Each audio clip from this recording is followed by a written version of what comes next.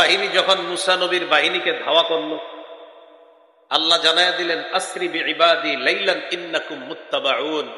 মুসা, আপনি আমার বান্দাদেরকে নিয়ে রাতের বেলা ভ্রমণ করে এলাকা থেকে বের হয়ে যান, আপনাদেরকে ধাওয়া করা হবে, ফেরাউন আপনাকে ধাওয়া করবে, তাড়াতাড়ি বের হয়ে যান।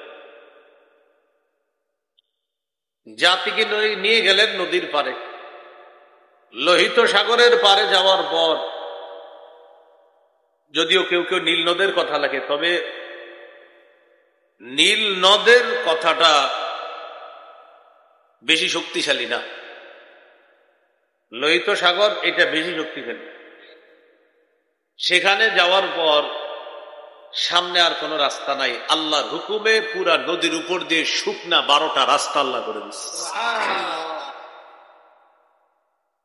ফেরাউন আর তার বাহিনী পিছে পিছে আসছে। আসার পর মুসা আলাইহিস সালাতু ওয়াস সালামকে ধাওয়া করছে।